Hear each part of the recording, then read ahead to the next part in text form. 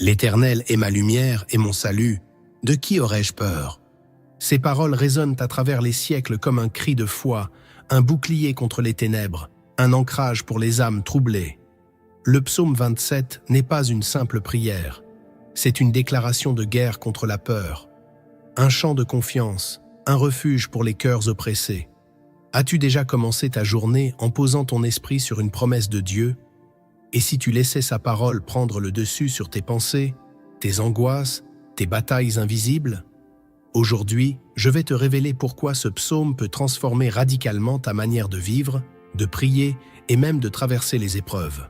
Reste bien jusqu'à la fin, car une prière t'attend, une prière qui pourrait marquer un tournant spirituel dans ta vie. Et si ce message te parle déjà, aime cette vidéo et abonne-toi à Lumière en Christ pour recevoir d'autres paroles qui fortifient. Dis-moi en commentaire « L'Éternel est ma lumière » pour témoigner publiquement ta foi. Maintenant, écoute attentivement. Dieu veut te parler. Le psaume 27 est attribué à David, cet homme selon le cœur de Dieu, dont la vie fut marquée par les combats, les trahisons, les fuites, les larmes, mais aussi par une foi indestructible. Ce psaume a sans doute été rédigé à un moment de grande détresse, lorsque David fuyait Saül ou ses ennemis. Pourtant, au lieu de laisser la peur l'envahir, il proclame « L'Éternel est ma lumière et mon salut ». Il ne cherche pas d'abord la délivrance, il cherche la présence. Il ne demande pas la sécurité, il demande à demeurer dans la maison du Seigneur, à contempler sa beauté. Voilà la clé. Le psaume 27 n'est pas une formule magique pour échapper à l'adversité, c'est une révélation sur la manière dont un enfant de Dieu choisit de vivre dans la tempête, non pas paralysé par la peur, mais établi dans la confiance. Jésus lui-même, dans les évangiles, a illustré cette posture de foi. Face au danger, à la trahison, à la croix, il n'a jamais reculé. Il savait que son Père était avec lui. Et nous aussi, à travers ce psaume, sommes appelés à affirmer « Peu importe ce que je vois, ce que j'entends ou ce que je ressens, je choisis de faire confiance à Dieu. » Dans un monde où règne l'instabilité, où le mal semble triompher, cette parole est une ancre. Une lumière pour ceux qui marchent dans l'obscurité, une arme puissante pour ceux qui refusent de se soumettre à la peur. Le psaume 27 ne se contente pas de réconforter, il libère. Il n'est pas un simple texte liturgique, c'est un cri de l'âme qui connaît son Dieu. Et pour ceux qui le méditent avec foi, il révèle cette vérité capable de renverser les fondations de la peur et d'élever l'esprit dans une confiance inébranlable. Écoute bien ce que l'Esprit veut te dire aujourd'hui. La première vérité que tu dois comprendre, c'est que Dieu est ta lumière au cœur de tes ténèbres.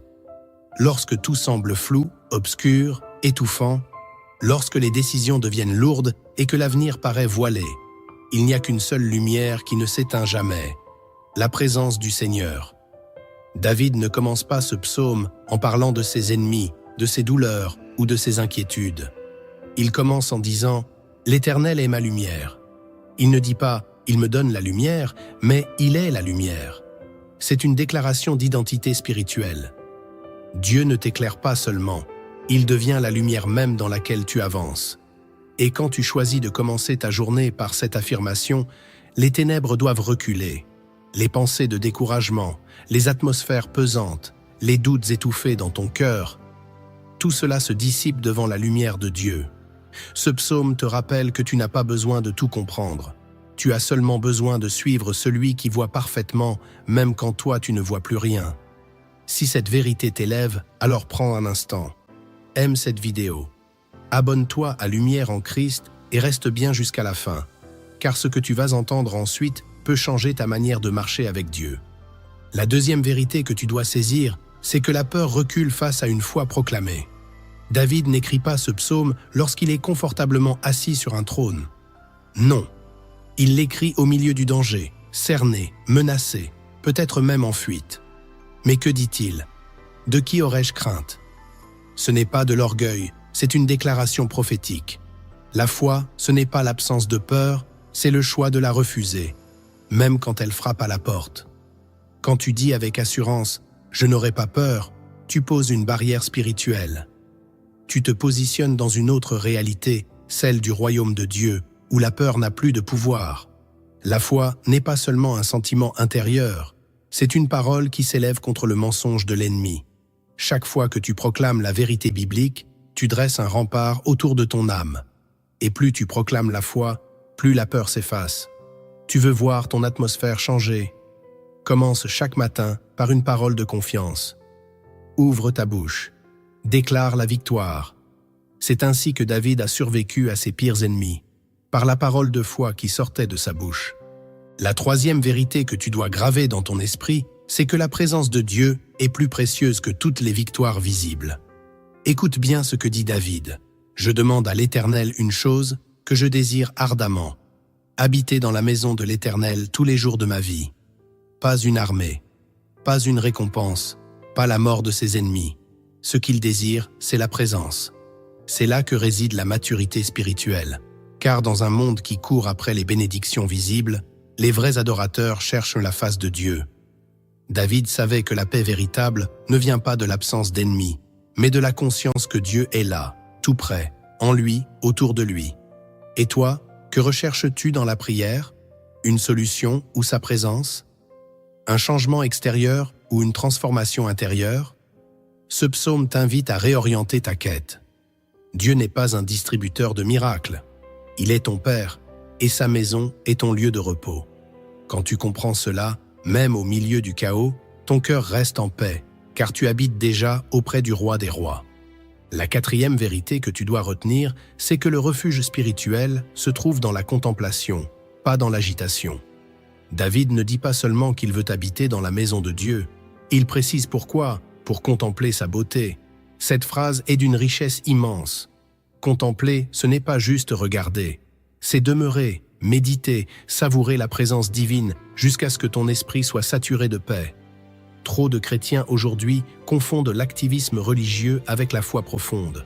Ils courent de réunion en réunion, d'une prière à l'autre, sans jamais s'arrêter pour contempler. Mais c'est dans le silence habité que Dieu parle le plus fort. C'est dans l'adoration sans mots que ton âme se guérit. Contempler la beauté de Dieu, c'est s'éloigner du tumulte du monde et plonger dans une paix que rien ne peut voler. Tu veux un refuge contre les flèches invisibles? Apprends à t'arrêter, à te taire, à fixer les yeux de ton cœur sur la beauté du Créateur. Là, tu découvriras une force que rien ne peut briser. La cinquième vérité que tu dois intégrer, c'est que ton ennemi peut tomber sans que tu lèves le petit doigt.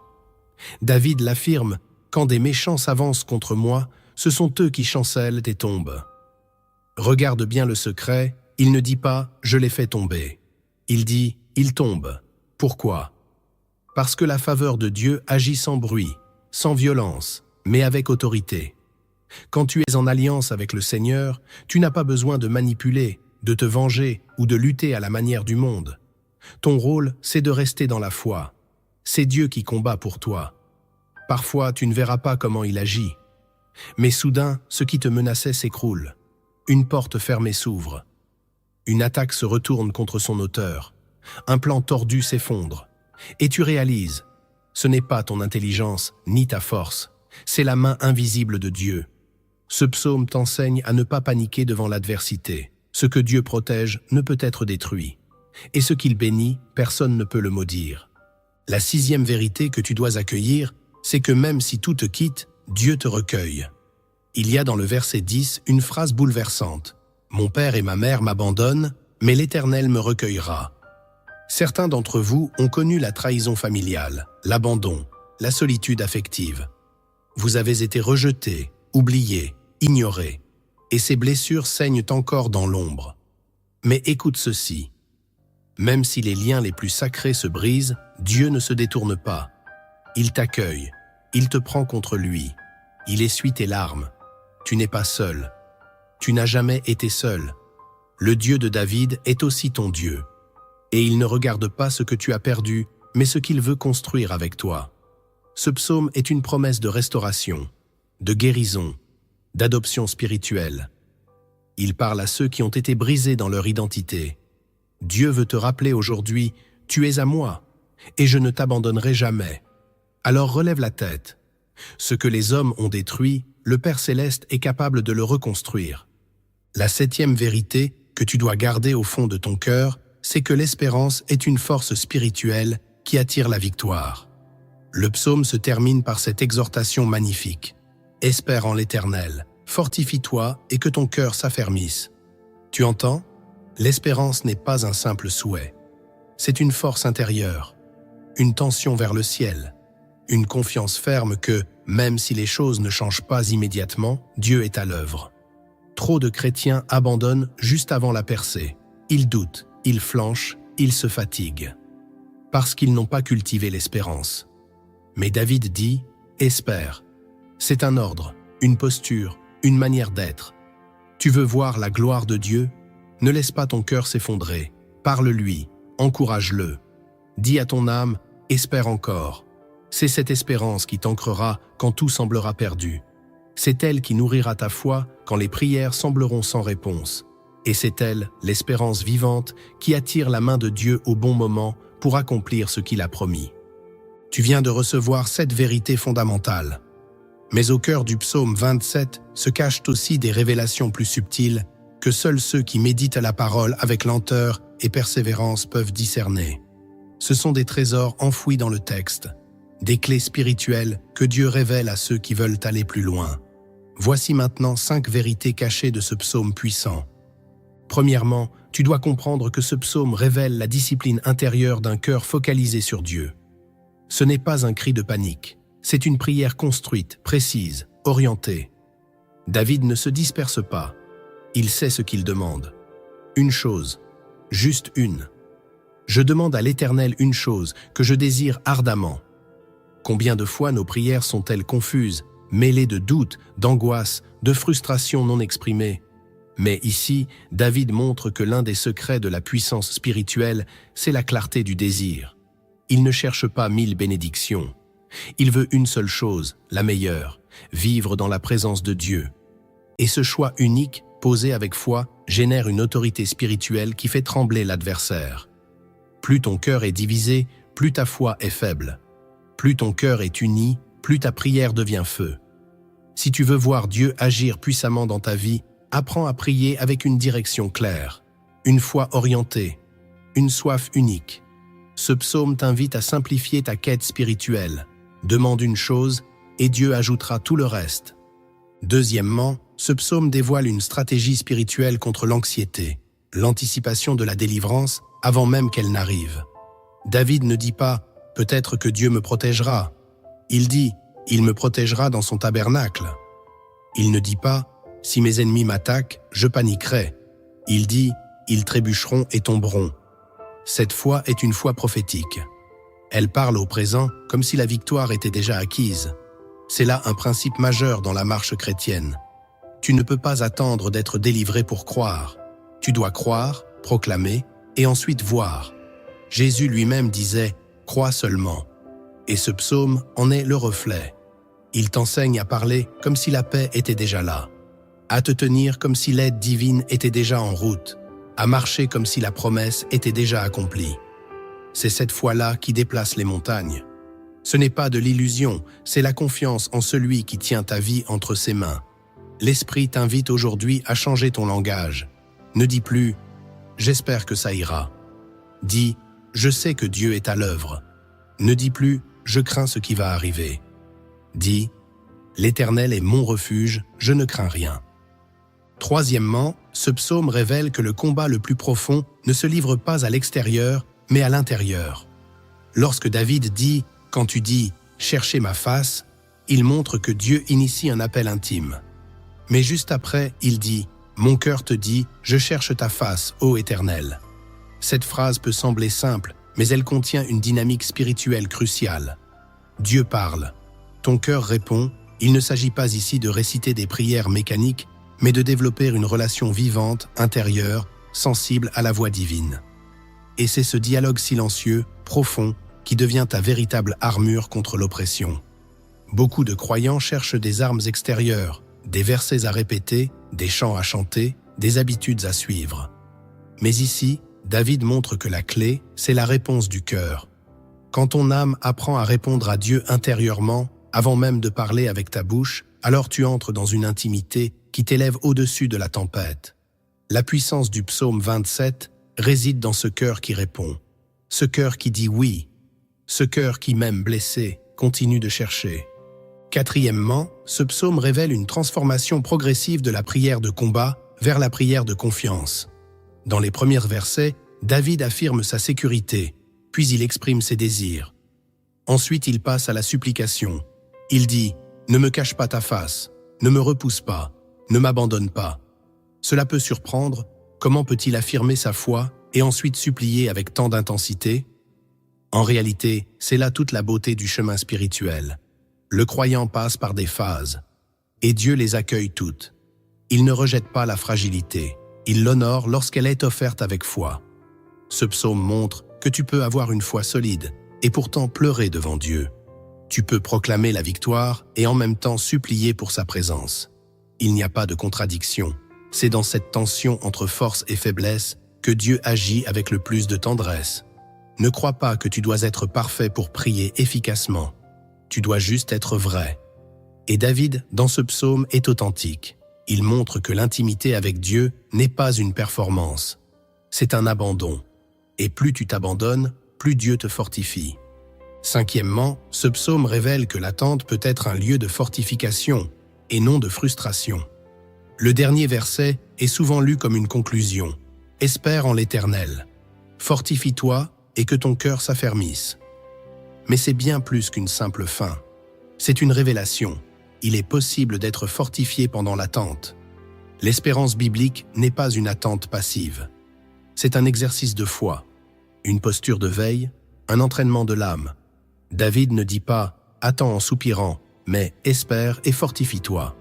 Cela signifie que l'attente est un lieu d'apprentissage, de croissance, de purification. Dieu ne t'oublie pas quand il tarde à répondre.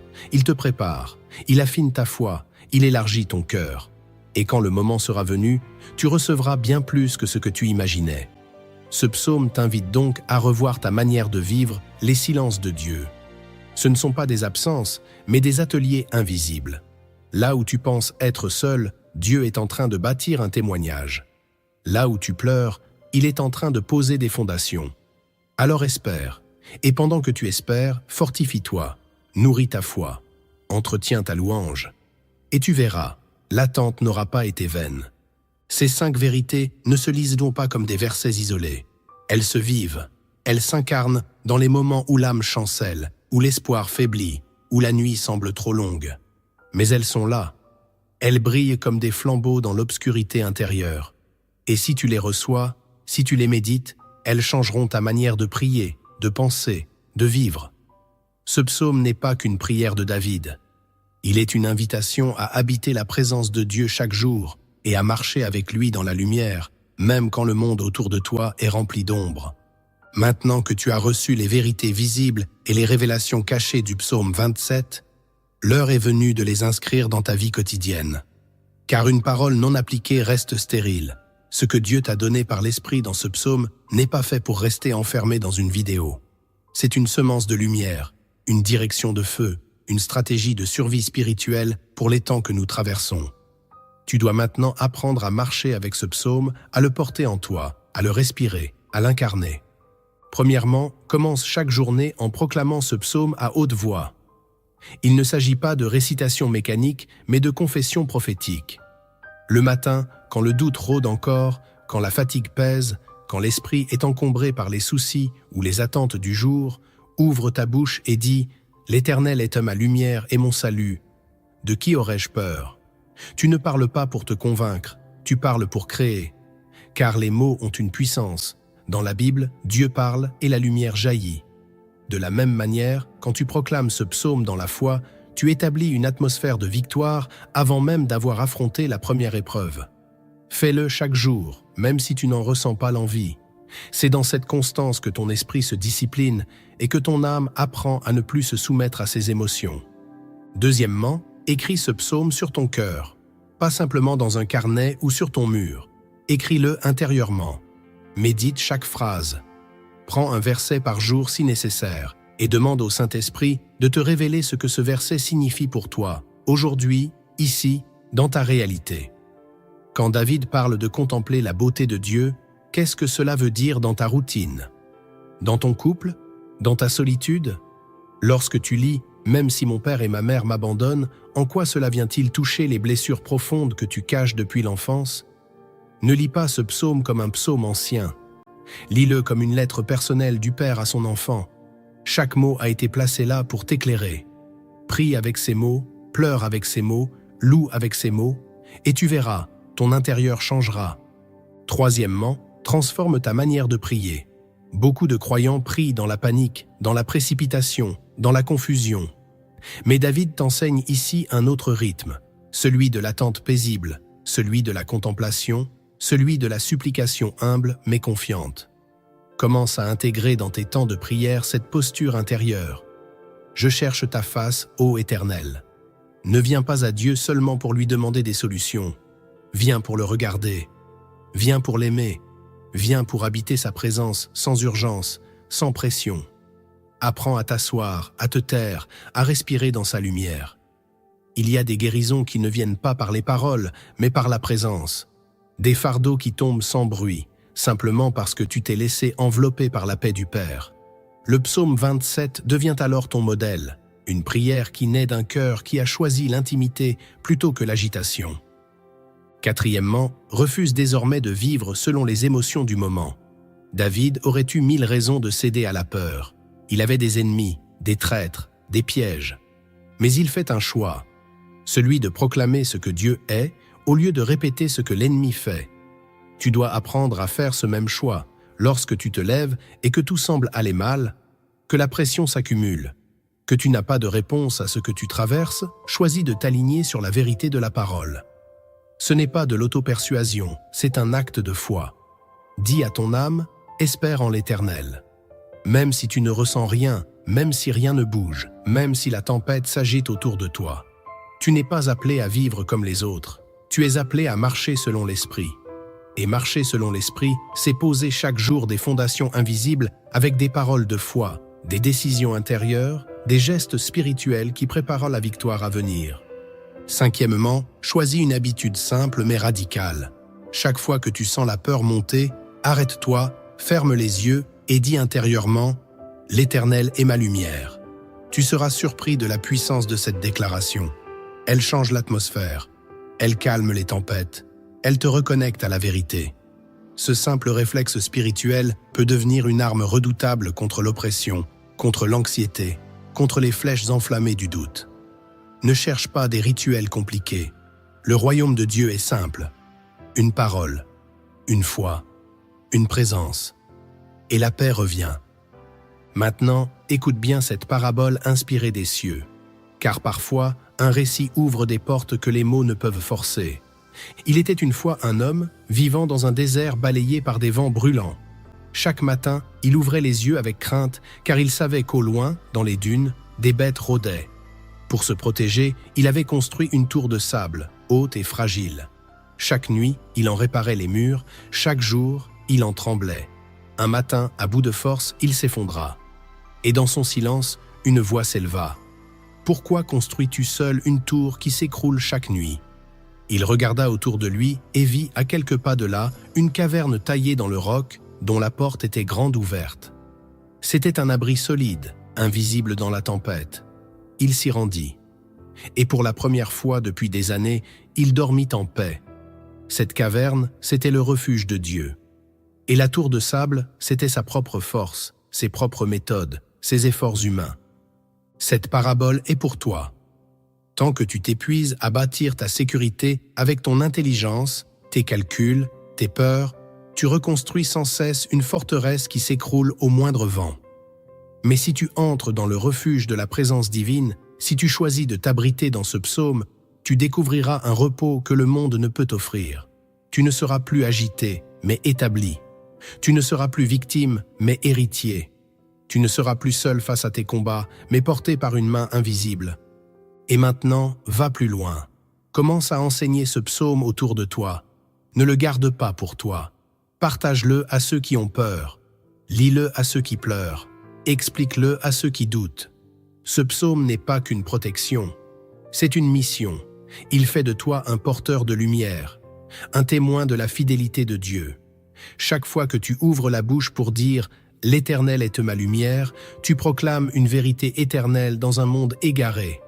Et cette proclamation change plus que tu ne l'imagines.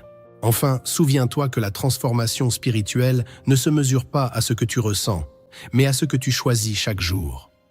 Tu peux ne rien voir changer autour de toi, mais si tu continues de proclamer ce psaume, de le vivre, de l'incarner, alors l'atmosphère change. Les murs invisibles tombent, les chaînes se brisent dans l'ombre, et un jour, sans bruit, tu te rendras compte que la peur ne t'habite plus, qu'une paix nouvelle est devenue ton habitation. Et tu sauras que le psaume 27 a fait son œuvre. Si tu as écouté jusqu'ici, c'est que ton cœur a soif. Soif de plus de Dieu, soif de paix, soif de vérité. Et tu l'as compris à travers ce voyage dans le psaume 27. Dieu n'est pas silencieux, il parle, il enseigne, il éclaire.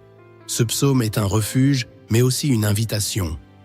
Il ne sert pas seulement à te protéger, il t'appelle à changer de posture. Il t'élève du statut de survivant à celui d'adorateur. Il t'arrache à la peur pour t'ancrer dans la confiance. Il t'arrache à la confusion pour t'établir dans une espérance ferme, paisible, victorieuse. Tu n'as pas besoin d'avoir tout compris pour avancer. Tu n'as pas besoin d'avoir tout réglé pour croire. Tu n'as même pas besoin de ressentir quelque chose pour être aimé. Tu as simplement besoin de dire oui à la lumière de Dieu. Oui à sa présence. Oui à sa volonté, même quand elle est mystérieuse. Oui à sa paix, même quand tout en toi tremble. Le psaume 27 n'est pas une formule magique. C'est une trajectoire, un cri d'amour, une respiration spirituelle. C'est une manière de vivre, jour après jour, dans la maison du Seigneur, même si autour de toi, les murs du monde s'effondrent. Maintenant, laisse-moi prier pour toi. Et pendant cette prière, je t'invite à ne pas écouter passivement. Ferme les yeux. Respire profondément. Ouvre ton cœur et laisse ces paroles t'envelopper, t'apaiser, te relever, car ce n'est pas ma voix que tu entends. C'est celle du Père qui te cherche dans le jardin de ton âme. Seigneur, mon Dieu, mon Père céleste, je viens devant toi pour cette personne qui écoute maintenant cette prière. Tu la connais mieux que quiconque. Tu sais ce qu'elle traverse. Tu vois ses pensées, ses blessures, ses silences, ses combats intérieurs. Tu vois ses efforts pour rester debout, pour croire encore, pour avancer malgré tout. Et aujourd'hui, je te prie de venir l'envelopper de ta lumière. Car tu es sa lumière, même quand elle ne voit plus rien. Tu es son salut, même quand elle ne comprend pas encore le chemin. Je te prie, Seigneur, de dissiper les ténèbres qui se sont installées dans son esprit, les doutes qui l'étouffent, les peurs qui l'isolent, les voix qui l'accusent. Viens, Père, comme un vent doux, comme une main de feu, comme une pluie légère sur une terre desséchée. Remplis son cœur de ta présence, qu'elle sache que tu es là, qu'elle sente que tu es proche, qu'elle goûte à nouveau la paix que toi seul peux donner. Seigneur, je te supplie pour ces nuits. Si cette personne est tourmentée, visite-la dans son sommeil. Parle-lui dans ses rêves. Donne-lui un repos profond, une paix surnaturelle. Enlève l'agitation, apaise l'esprit et fais de son oreiller un autel de communion avec toi. Je te prie aussi pour ses relations. Si elle a été blessée, trahie, abandonnée, sois toi-même son refuge. Si elle a été rejetée, deviens son abri. Si elle a été ignorée, deviens son témoin. Ne permets pas que la solitude devienne une prison, mais transforme-la en sanctuaire. Qu'elle découvre que dans le silence, tu parles, que dans l'isolement, tu guéris, que dans l'attente, tu construis. Seigneur, je te prie pour sa foi. Peut-être est-elle fatiguée, peut-être vacille-t-elle, mais aujourd'hui, renouvelle-la. Ravive la flamme, réveille la soif, fais jaillir une rivière dans son désert. Donne-lui un verset qui parle, un chant qui élève, un signe qui rassure, et qu'à travers tout cela, elle sache, tu ne l'as jamais abandonnée, tu l'as portée, tu l'as gardée, tu l'as aimée jusqu'au bout. Je te prie aussi pour sa mission, car cette vie n'est pas un hasard. Ce cœur a été créé pour aimer, pour adorer, pour servir. Et même si tout semble confus aujourd'hui, tu as un plan, un appel, un but. Alors, Seigneur, réveille l'identité spirituelle de cette personne. Rappelle-lui qui elle est, qu'elle se lève dans sa destinée, qu'elle reprenne la route avec foi, qu'elle proclame ta bonté même au milieu de ses épreuves. Car tu es fidèle, tu es bon, tu es présent. Père, enfin, je te demande une chose. qu'à la fin de cette prière, cette personne ressente quelque chose de nouveau. Un soulagement, une chaleur, une paix, une assurance. Peu importe ce que c'est, fais-lui sentir que tu es là. Qu'elle sorte de cette vidéo différente. Allégée, rassurée, aimée. Je te rends gloire d'avance, car je sais que tu es à l'œuvre. Tu as entendu cette prière. Tu y réponds maintenant. Et je proclame sur la vie de cette personne que les ténèbres reculent, que la lumière avance, que la paix triomphe, que la confiance revient, et que le psaume 27 devient désormais sa prière, son armure, son héritage. Amen. Si tu as prié avec moi, alors sache que quelque chose a bougé dans l'invisible. Ne laisse pas cette prière s'éteindre. Entretiens-la. Reviens-y, médite-la. Et si elle t'a touché, n'hésite pas à l'écrire en commentaire. L'Éternel est ma lumière, pour déclarer ta foi publiquement. Cela peut être ton témoignage, ton acte de foi, ton cri de ralliement. N'oublie pas non plus de t'abonner à Lumière en Christ, si ce n'est pas encore fait, et d'aimer cette vidéo pour aider d'autres croyants à la découvrir. Tu n'es pas seul. Tu ne l'as jamais été. Dieu marche avec toi, et sa lumière ne faiblit jamais.